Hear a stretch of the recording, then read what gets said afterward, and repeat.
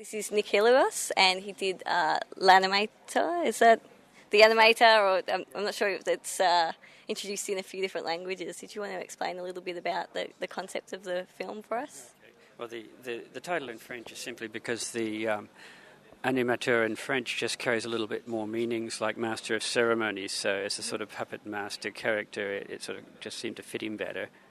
And it's a little retelling of the sort of Adam and Eve story, but so that events happen in more or less the same order that you might know, but the sort of the reason why they happen or what it means could be very different. So.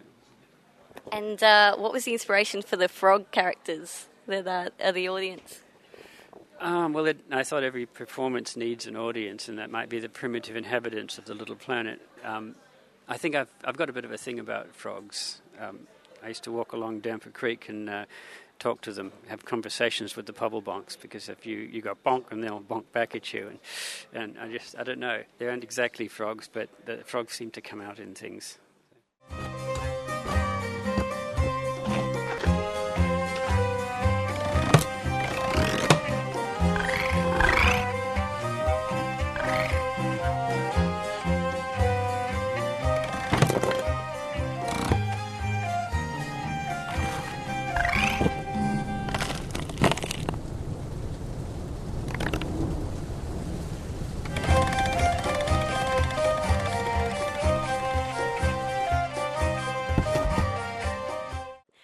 And you've got a long-standing relationship working with the ABC on the Natural History Unit. What sort of work does that involve? I did have until last year when they decided they would no longer fund it and closed the unit. So I actually started there doing a documentary on prehistoric Australian animals, which, those being the only sort they couldn't actually go out and film in the wild, made some sort of sense. But surprisingly enough, they said, look, you can stay and do some more if you like. So I did a lot of short films. But over the last 3 or 4 years, the budgets haven't really run to that. So what I've been doing is just doing it anyway on my own, starting off by doing things for a little website where we pick some keywords just to get your brain going and say, okay, can you come up with 30 minutes or 30 or 60 seconds using those words? And in fact, that's where the animator came from, because the words tree and fall and apple, it was either Isaac Newton or Adam and Eve, and they sort of won out.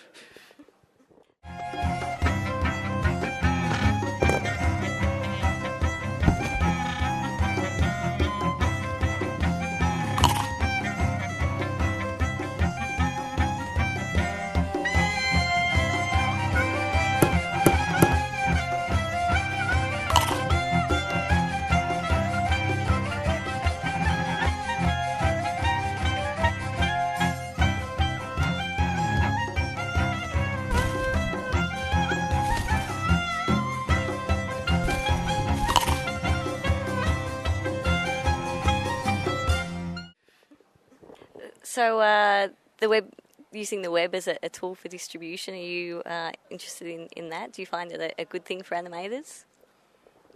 It's very good as a training ground, because you can get feedback from other animators, you can do little short pieces. There's nobody saying, oh, this isn't good enough for network television. And it was mainly to keep me interested and stimulated while I had to do sort of computer graphics to keep paying the bills.